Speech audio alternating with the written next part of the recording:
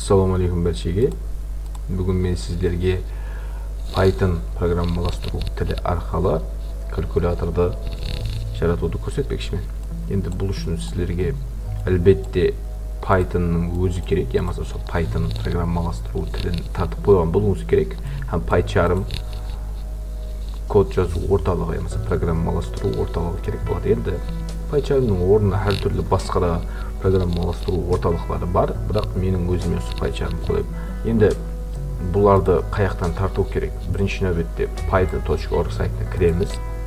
Downloads'ga bossangiz o'zi tartib beradi. Al endi PyCharmni qalay tartibsiz bo'ladi? PyCharm download deb yozsangiz, poychiqdan o'zi chiqadi. JetBrains.com degan sayt bor. Shu yerda PyCharm degan bizlar endi communityni tartamiz.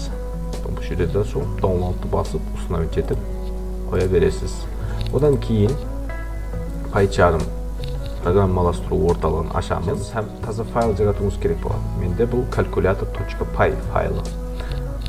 Endi ozgina bu kodlarga tushunib berib o'tsam.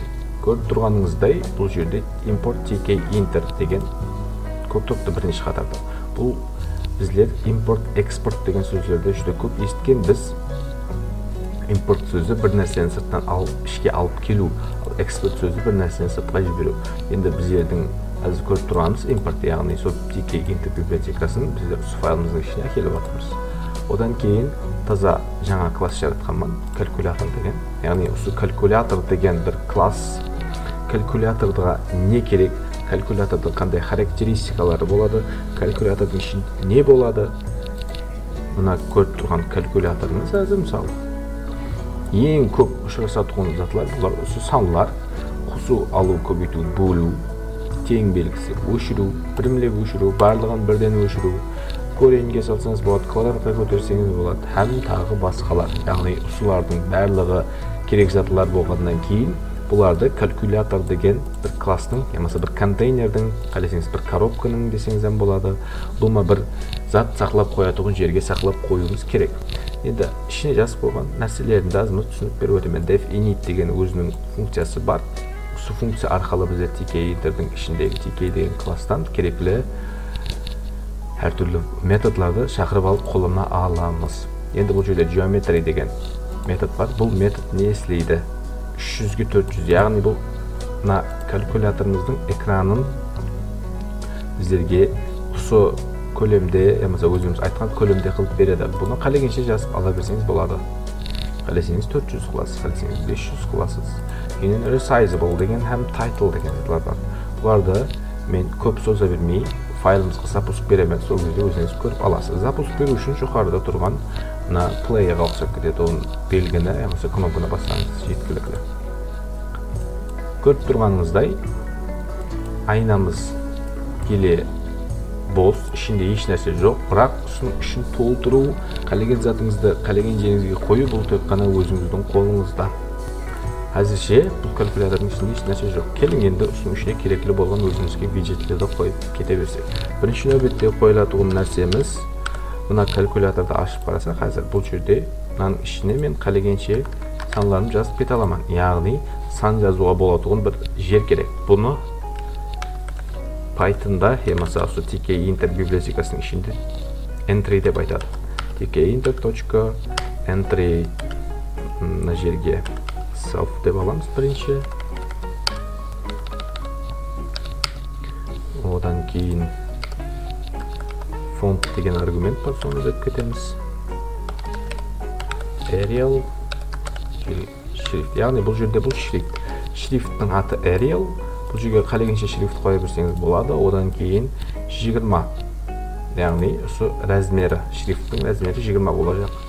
Men hozir shu turganda faylimni zapusk beradigan bo'lsam, hech narsa chiqqan yo'q. Ya'ni mana o'zimizning original kalkulyatordagiday narsa chiqqani yo'q. Endi uni chiqarish uchun bizlar ne qilishimiz qajat? Uning uchun bizda Pythonning ya'ni tkinterning o'zining bir arnovli metodi var. Place degan, ya'ni self.entry.place.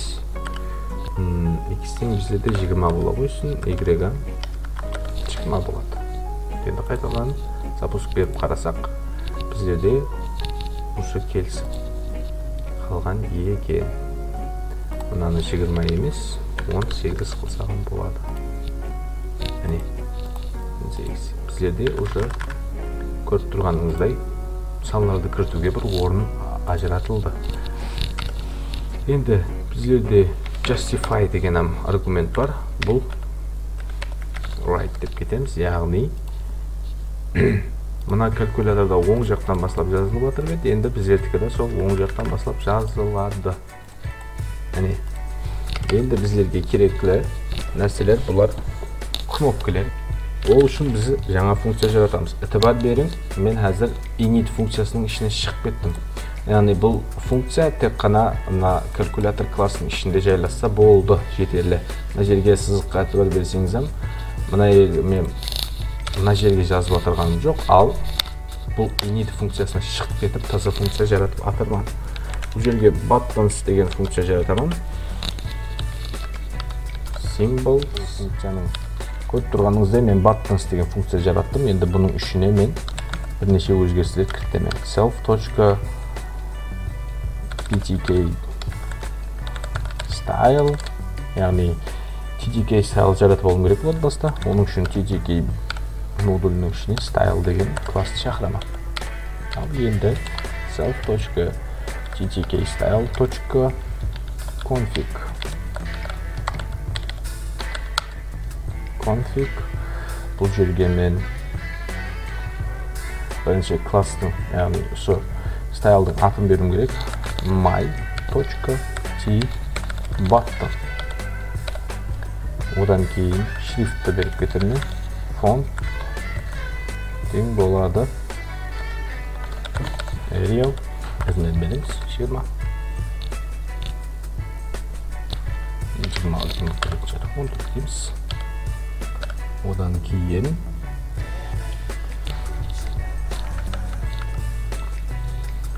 бұл жерге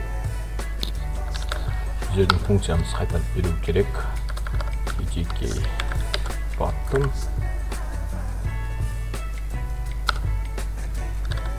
text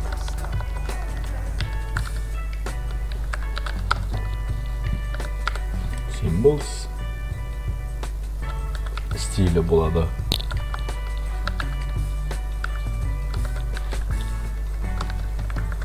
Button, яғни жоғарыда көрсетіп кеткен стилді жазуымыз керек болады мынаны. Одан кейін width біздерде 5 жеткілікті болады деп ойлаймын. Енді кнопкаларды жаратуды бастаймыз. Buttons self.9 деп бастайды. self.buttons функциясын шақырамыз жаңа жаратқан методы, self.buttons методы. Енді бұл жерге мен 9 санын көрсетіп кетемін. self.9.place бұл жерге x-тен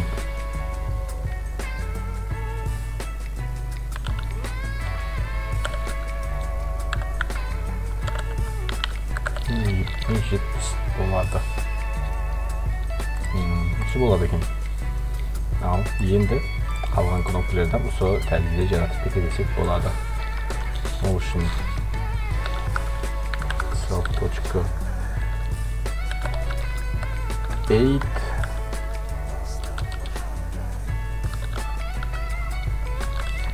buttons 8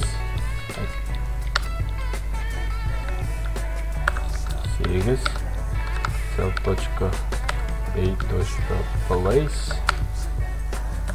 x-тен жүзденен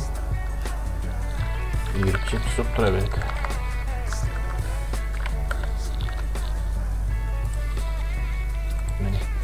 Осы тәрізде қалған кнопкаларды да жаратып кете береміз.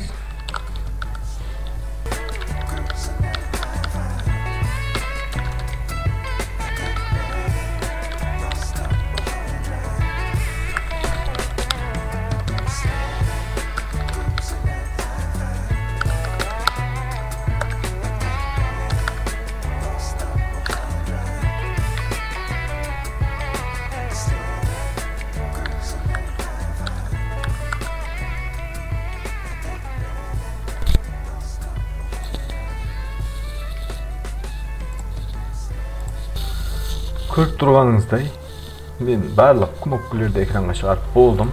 Міне, әдіне кнопкалар бар, бірақ бір қызық жері, қараң, мен кнопкаларды басаман, бірақ экранға ештеңе шықпайды. Себебі бұл кнопкалар еле экранға шығатығын дәрежеде қылып істелінбеген. Оны қалай істейміз? Оның үшін осы def buttons функциясының жоғарысына, яғни сол функциядан бұрын және бір функция жаратуымыз керек. Бұл to entry функциясы болсын. Яғни сол entryға салып беретұғын функция болады. Бұлам өзіне текстті алады. Енді бұл жерге бізде тек қайтарып беру керек. Нені қайтарып береді? Енді біздердің функциямыз өзі тек қана бір затты қайтарып береді. self.entry.insert нөлден текст қашекен. Яғни сол заттың текстін сап береді. Енді бұл мына функциямызды ішіне шақыруымыз керек. Оның үшін command дейміз. Яғни барлық осы buttons функциясы арқылы жаратылған кнопкалар, солардың барлығына осы неміз істейтін болады. Бұл дегені біздеріне clear one деген функцияны өзгертуіміз керек болады дегені. Әзірше тұра берсін, кейін өзгертіп ала береміз. Енді бұл жерге лямбда функция self. Функциямыздың аты toEntry еді. toEntry функциясын шақырамыз. Енді toEntry функциясының ішінде, мына жерде текст деген аргумент бар. Сол аргументке біздер мағлұмат сипатында символ несін беріп кетеміз, параметр. Мына функциямызда бізде символ деген параметр бар. Сол параметрді текст аргументіне беріп кетіп атырмыз. Енді запуск бір тексеріп көреміз. Өшіріп тасталау clear менен тең белгілер шықпайды. Олардың не екенін әзір кейін түсіндіріп беремін. Бірақ қараң, бір қызық жері, мен әзір 51 деп жазбақшымын, бірақ 15 дейші береді. Өшпейді әзірше. Өсу үшін бізде мына кнопкамызге немізді қосуымыз керек функционалды. Әзір азымыз бір жерлерді тақылап алып, кейін және көрсетемін. Енді көріп тұрғаныңызда мен бұл жерде clear one кнопкасында қайталдан жаздым, яғни басқан кезде ол экранға шығып кетпейді. Енді бұларды не үшін мен қайталдан толық қылып жазып шықтым, қараң. Қалғанлардың бәрінде buttons деген функцияны қолданды, бірақ мыналарда қолданбады. Қалеген бір кнопка тек қана бір функцияны атқарады. Яғни қалеген бір кнопканы басайық. Мысалы, мына жерде help деген кнопка бар. Меню бар, негізі меню бар. Бірақ соның ішінде енді бұларды кнопка деп айтсаған бола береді. Себебі getting started дегенді бассам, тек қана сол үшін арналған функция істейді. Міне көріп тұрғаныңыздай. Енді бұл жерде де тап солай. Әрбір кнопкаға тек қана біреуден функция бере аламыз. Бұл жерде әмме біздердің ұтып тұрған жеріміз, бұл жерде барлық бұл санлардың, ямаса бұл белгілердің барлығының істеп тұрғаны, бұл тек қана әммесі бірдей. Яғни бәрінің атқаратқан нәрсесі бір тек қана сол entry'дің ішіне шығу кнопканы басқан кезде.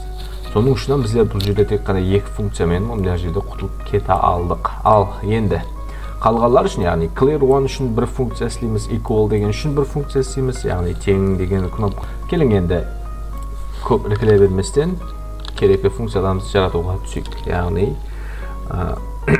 clear маса all clear деген функция жаратайық. Şimdi self тұрады. Кейін бізде де self.entry.delete деген функция бар.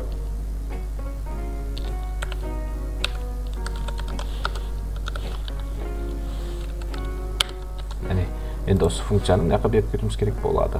Бізде де clear деген кнопка бар еді. Сол кнопкаға command деп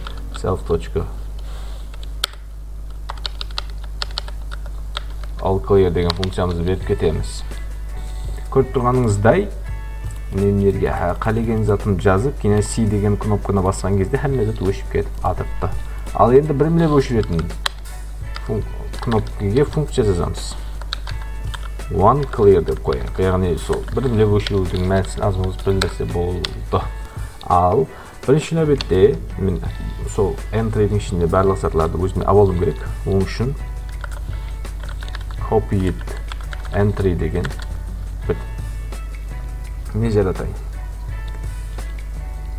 hem içindeki barlıq nelerde self.entry.get deyimiz. Keyin copy entry.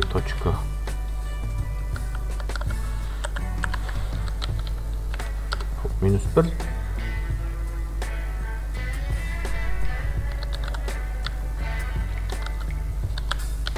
hem basta onu salmasdan burun entry'nin içindeki barlıq narselerdi öçürüp almamız gerek.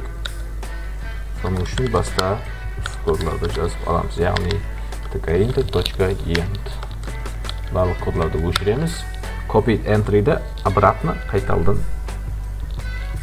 жазып өткеріп алmamız gerek. Ол үшін bizlerge str new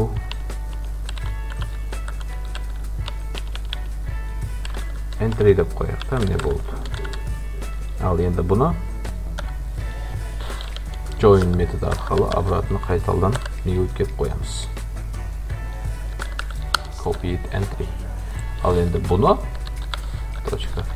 entry.insert noldan str deymiz. 54 deb yazacaqman. To'xtan. Şulay qilib yozamiz. Endi bu funksiyamizda one clear, ya'ni birimli o'chiradigan knopkamızın içine berib ketishimiz kerak. Ol bizlarda clear one. Mana shu yerga command deymiz. self.one clear funksiyamızda berib ketamiz. Al ko'ramiz endi.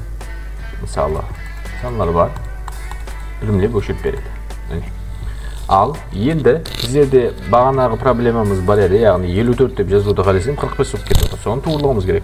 Ol uchun bizlar ne qilishimiz kerak? Ol uchun bizlarga to entry funksiyamizni ozgina o'zgartirishimiz kerak bo'ladi. Ya'ni bizlar birden onu salib bermaymiz. Basta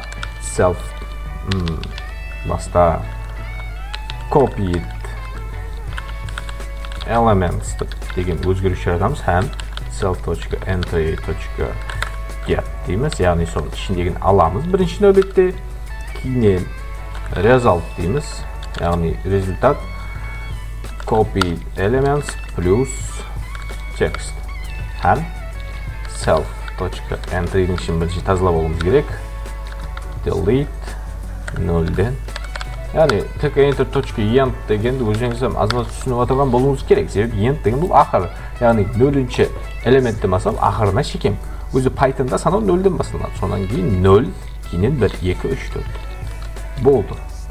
Endi ko'rsak bo'ladi. Endi nima yerda o'zgartirdim ketdi. Bu yerga result deb yozishim kerak.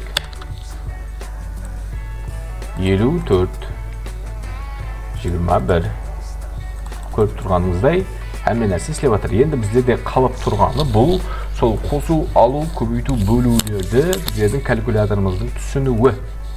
Eng kerakli yeri sol. O uchun aslida men yana oxirgi funksiyamizni yarataman. O uchun def equal degan funksiya bo'ladi. Ya'ni bu teng. Masalan, result equal atlarni qaligacha qo'ya bersangiz bo'ladi. Endi bu uchun ne qilishimiz kerak? Birinchi navbatda sol copy elements degan o'zgarish yaratamiz. Ham bu o'zgarishga self.entry.get deb olamiz. Ya'ni entry'ning içindeki narsalarda o'zimizga olib olishimiz kerak bo'ladi. Al endi ne yerga shart qo'shishimiz kerak. Agar misoli ko'paytib belgisi ishinde bo'lsa, mening copy elements'dan L deb qo'ying. Ya masalan listed elements.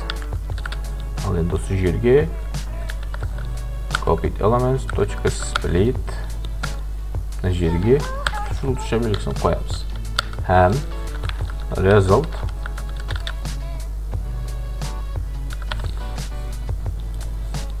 listed elements'dan 0 bu arada integer olmamız gerek. Yani bütün sanı o'zgartirib olmamız gerek bo'ladi. Ko'paytamiz. integer, listed, elements, minus'tur. Al енді осыны ақырында салмастан бұрын біздер edit daily self.entry.delete нөлден, яғни баста өшіріп керек болады. Бұл шарт зат.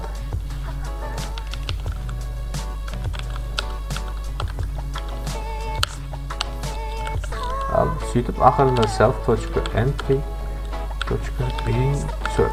Негізінде барлық көпшілік, енді мен барлығын дей алмаймын, бірақ көпшілік программаларда өзі сол сіз жазған нәрсені, мысалы мынау 85 дегенді өшіріп тұрамыз. 85 деген бірден шығып кетті ғой, көз алдыңызда, бірақ ол не отыр? Баста ол алады 8-ді. Мына жерде мен жазып қойғанымдай, жоғарыда қайда жазып бағана. To entry деген функцияны өзгерттім ғой мына жерде. Сол баста ішіндегі entry'дің ішіндегі санадан, яғни 8-ді алады. Кейінгі жазған санымыз 5 ба, соны copied elements нейді менде 8 болса, сол текстті, яғни кейінгі жазылған санды соған қосады 5. Кейінен, енді бұл жерде бір қызық жері екеуін қосты, бірақ не үшін 85 шығып жатыр, не үшін 13 емес деген жері бар. Енді бұл жерде мағлұматлар түрлері деген бар. Егер білетұғын болсаңыз, екі жазуды бір-біріне қосатұғын болсаңыз, олар тек қана бірігіп қалады. Бұл жерде де сондай. Бұл біздерге көзімізге сан болып көрінгеніменен компьютерлер үшін, ямаса Python үшін бұл тек қана жазулар. Жазуларды қосатуын болсақ, екеуін тек қана біріктіріп береді. Яғни 8 деген жазуға 5 деген жазуды қосатуын болсақ, оларды тек қана біріктіріп береді. Енді, мысалы 85 санының ізінеме және бір санын қоса жақ болсам, ұсыған ұқсас зат шығып кетеді. Яғни 85 алдында тұра береді, ал кейініне 851 қосылып кетеді. Соның үшін баста өшіріп алуыңыз керек болады. Ал енді өзіміздің программамызға қайтамыз. Өзіміздің калькуляторымызға қайтамыз. Мына жерге мен нені салуым керек болады екен? Результты салуым керек. Ал енді бір қызық жері бұл equal деген функцияны бір кнопка бар бізде өзі. Equal. Міне осы жерге command тең self.equal деген функцияны береміз. Ал енді 5 көбейтілген, мысалы 6, 30. Өшіріп тастаймын. 52 көбейтілген, мысалы 2 деп көрейік. 100 дұрыс па? Дұрыс. Енді бірақ бұл еле шала. Себебі бұл жерде көбейтуменен бөлу бар. Қалған басқа операцияларды да дәл солай істеп кете берсеңіз болады. Мен әммесін көрсетіп отыруды қалар едім, бірақ оған видеомыздың уақыты жетпейді. Осы жерге тап осы тәрізде кейінгі нелерді істеп кете бересіз. Яғни elif мысалы бөлу болса бөлеміз, көбейту болса көбейтеміз дегенде осы тәрізде кете береді. Copied elements, ондай кезде split'тің ішіндегі не болады? Бөлу болады, һәм тағы басқалар. Енді өзіңізге қалеген басқада нәрселерді қосып кете берсеңіз болады. Бірақ ол тек қана бір өзіңізге байланыслы.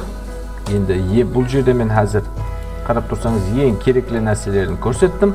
Қалған көбейту, бөлу, қосу, алу, ямаса квадратқа көтеру, дәрежеге көтеру, ямаса көренге салу, олардың әммесін өзіңіз мына equal деген функцияның ішіне жазып кете берсеңіз болады. Ал егерде бір сұрауларыңыз болса, оны осы видеода бір мына жерлерде ма, мына жерлерде ма, мен аккаунтымда, телеграм аккаунтымда қалдырамын. Сол аккаунтқа жазсаңыз, қолым бос кезде жауап қайтаруға әрекет етемін. Сабарларыңыз үшін рахмет, пайдалы болды деген үміттемін.